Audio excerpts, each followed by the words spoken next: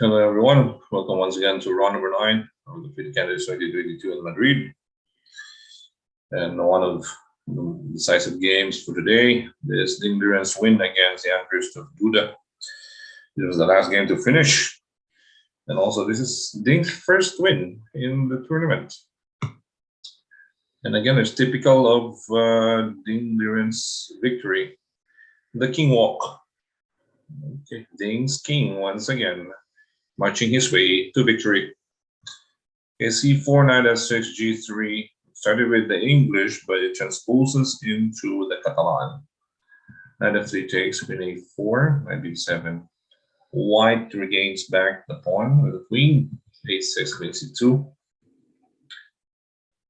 Okay, Ding's queen from d1 to a4, c4 to c2. All right. Wasting some tempo, but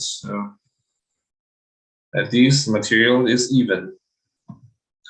Queen c7 castles, b6, d4, should be 7, takes on c5, takes on c5. Bishop f4, bishop d6 takes, centralized rook. Rook d4, rook ad1, queen d2, queen f4, takes. Now this is the Magnus-like type of game where white has this slight advantage with the control of the d file. Let's see how Ding executes a winning plan here. Knight c4 takes. It looks equal, of course. Knight e5, bishop d5, a4.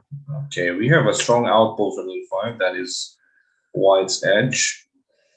a5, e4, bishop b3, rook d3, rook c1, bishop f1, bishop into c2, bishop c2, rook c3, rook b1, series of exchange takes, rook c4, protecting both pawns, a4 and e4.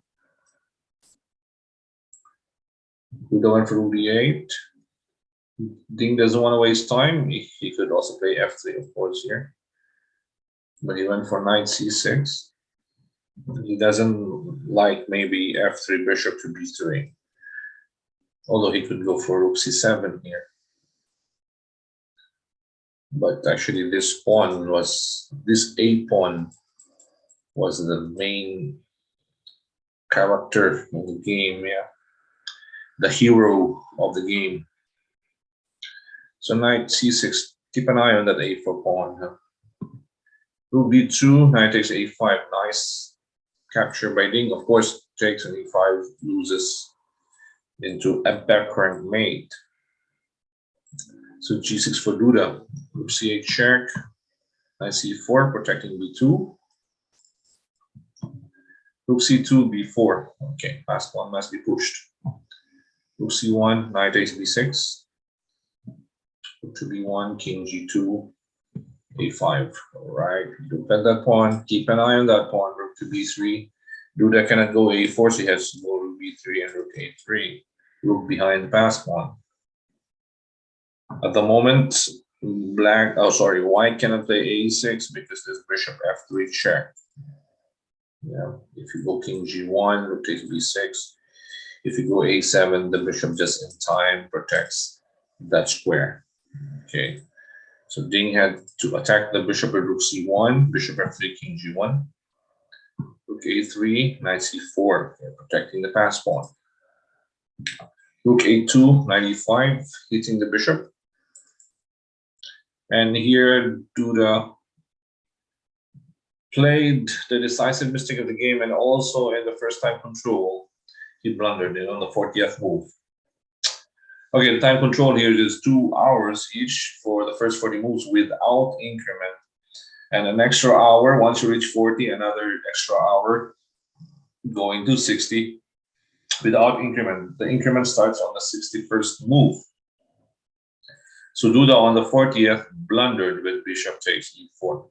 The only way for black to survive here is this move, bishop h5, but it's not easy to find this move. Okay, the main point is rook c7, and then g5, the bishop has to protect the important f7 square. Although takes, I still believe white is better. You know, with a pass pawn.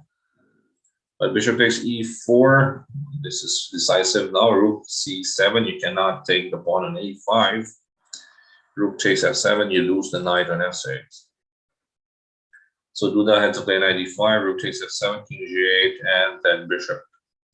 Not only it protects the pawn on a6, but also it's protecting the king on g1 to avoid any back rank mate. Also, that strong knight protects the rook and that important d3 square. Knight b4, rook a7, keeping the pawn. Yeah, you don't push the pawn. You push on a7, there's knight c6, and it's equality, right? You cannot take. This is an overworked piece. It's also protecting f7. So rook a7, knight c6, nice move by Ding. Rook c7. Knight d4, another good move, f3. Takes, a7, pass pawn, right? Bishop d5, centralized bishop. h4, good move by Ding. Keeping an eye on g5, no h6, g5. This pawn keeps an eye on e5. Right, so no pawn pushes. Black's pawns cannot progress. Okay, so rook a4. After rook a4, bishop to b5, rook a5. Again, if black captures the pawn on f4, just bishop c6. All right, bishop takes, rook takes c6. If you go back to a4, there's always check and then promote. So nice move by Ding, bishop b5. Duda had to play rook a5. Good move once again, rook to d7, because if you take the bishop, removing the defender, you take the rook, promotion with a check. Rook a2, cutting off Ding's king. And now the typical fashion, the Ding Liren's fashion, the king walk, king f1. Ding had so many wins, so many victories with the king walk. Most especially his games against Magnus Carlsen. He won at least 2 games with the king walk against Magnus. Bishop g2, king e1. Look at the king. Bishop d5, king. Ding's king. King c1. Bishop e4. Rook c7. Right, keeping an eye on c2. Rook a5. Bishop d7. Threatening bishop takes e6. Rook a1 check. King b2. Rook b1, king a2. Rook b6, look at the king, king a3. Duda went for king g8, Ding played king a4. Duda resigned. Now let's take a look at king f8. Now king f8, there's bishop c6. If you take, again, rook takes, yes, take promotion with a check. Oops. If you take with the rook, this promotion mate. If you go for rook a6, king goes b5, attacking the rook, threatening bishop, double attack, and also threatening promotion later on. What a win by Ding. King a5 is coming, bishop e6 is also coming. And that's a strong win by Ding Liren over Yang. Okay, after that unfortunate blunder by Duda, bishop takes e4, the first time control. Although even if he played bishop h5, that pass pawn is still very decisive. The a pawn. The games today, Rajabov won also with the a pawn against Nakamura. The only victory with without that a pawn was this Firuza's game against Rapport. It ended in the middle game. Yeah, this Rapport wasn't able to castle. Okay, Nepomniachtchi still leads with 6.5 out of 9. He has a 1-point lead over Fabiano Caruana, where they drew today's game. Last 5 games, this is Nepo's candidates to lose.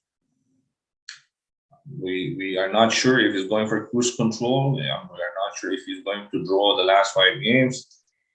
But the 1-point lead is actually, it's big, yeah, in this case, because The only thing that matters here is first place, nothing else.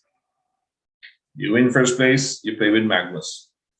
There's nothing second place, no chance at all. Right? That's not your goal. The only goal here is to win first. Okay. This is a race between two players now. Okay. Nepo and Caruana, because Nakamura lost. Although it could still be anybody's game if Nepo blunders his next two games, or Caruana as well.